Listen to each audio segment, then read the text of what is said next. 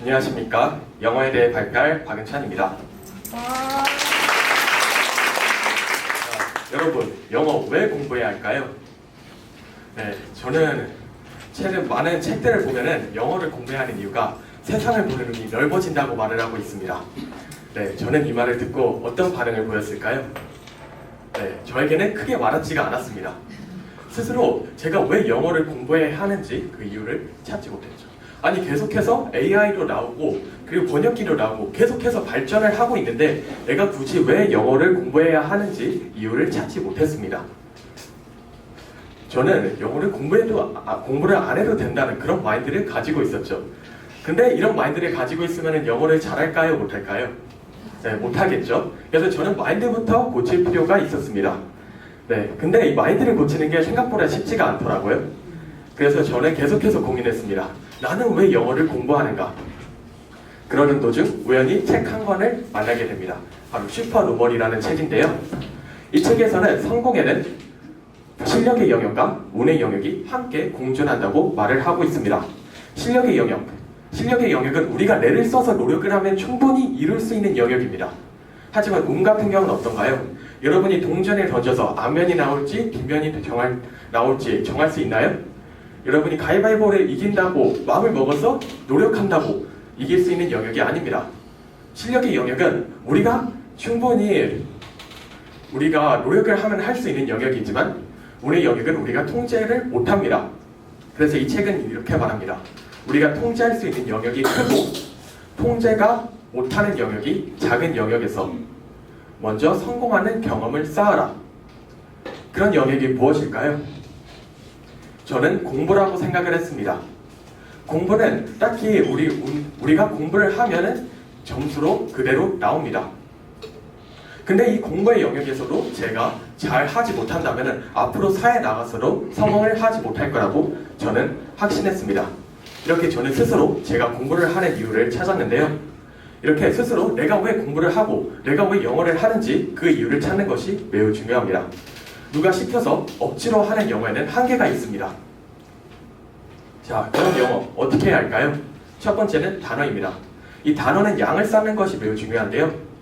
저는 5학년 때 처음으로 거의 영어를 시작해가지고 단어를 외우고 그러는 부분에 많은 어려움이 있었습니다. 그래서 저는 영상법, 깜지, 무작정 외우기 등 여러 가지 방법들을 사용해서 영단어를 외우려고 많은 노력을 했습니다. 결과는 어떻게 되었을까요? 처음에는 어떻게든 외웠지만 결국은 싹 다 잊어버렸습니다. 그래가지고 이걸 어떻게 해야 하나라고 계속해서 고민을 했는데요. 결국 답은 반복, 지속, 누적이었습니다. 네, 결국 어쩔 수 없이 어떤 방법을 사용해도 상관은 없어요. 근데 반복, 지속, 누적은 무조건 필수입니다. 저는 반복, 지속, 누적을 한 끝에 처음에는 딱 단어를 봤을 때 거의 100% 싹 다 처음 보는 생소한 단어들이었는데요. 하지만 이제 반복, 지속, 누적을 한 후에는 단어를 보면은 그래도 50% 정도는 어디서 보고 알고 있는 단어들이 많았습니다. 또한 놀라운 일이 생겼는데요. 형들이 저에게 영단어 뜻을 물어보는 일도 생겼습니다. 네, 저에게는 매우 놀라운 일이었습니다. 저는 워드맥스 시리즈로 단어를 공부하였는데요. 근데 여기서 멈추면 안 됩니다. 나만의 단어 노트를 만들어야 됩니다. 저 같은 경우에는요, 이 문제를 풀다 보면 왕족이라는 단어와 그리고 또 충성이라는 단어가 많이 헷갈리더라고요. 이렇게 자신이 헷갈리고 모르는 단어들만 따로 정리를 해가지고 그것들만 다시 반복, 지속, 누적을 하는 그런 시간이 필요합니다. 결국 단어는 누적입니다. 네, 다음은 스피킹인데요. 스피킹은 결국 큰 소리입니다. 하지만 이 큰 소리에 저는 하나를 더하고 싶은데요. 바로 정확한 큰 소리입니다.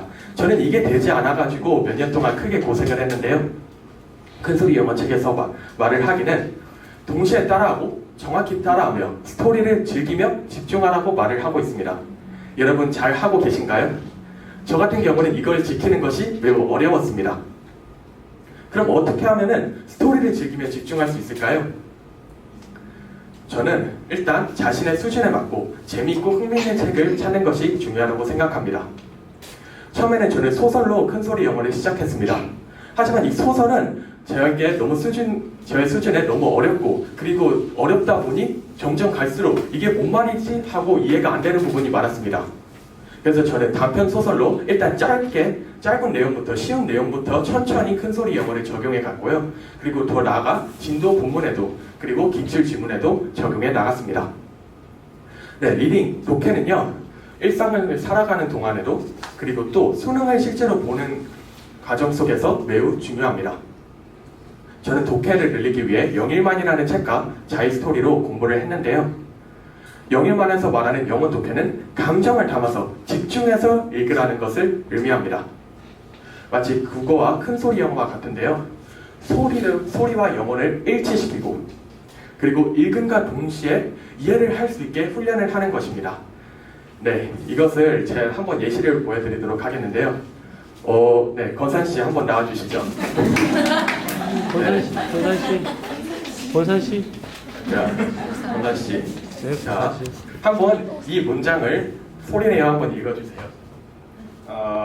When I think about you, my heart races and I can't help but smile. Being with you makes everything perfect. 아, 네, 잘하셨습니다. 네, 네, 그럼 한번 현우 씨 나와 보실래요?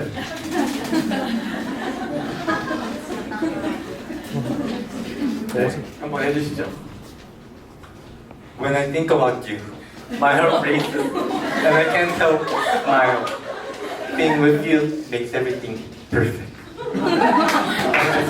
네, 이렇게 영어 독해는요, 자신의 모든 영혼을 담아서 내가 진짜 이 책에 나오는 주인공이라고 생각하고 독해를 하며 읽는 훈련을 의미합니다. 일단 영어 독해를 할 때 우리가 가져야 할 태도가 있는데요. 일단 부담감을 내려놔야 됩니다. 아, 이 지문 너무 어렵다라는 부담감을 버리고 이 지문이 너무 기대되는 어떤 내용이 담겨 있을까라는 설레는 마음으로 읽어야 합니다.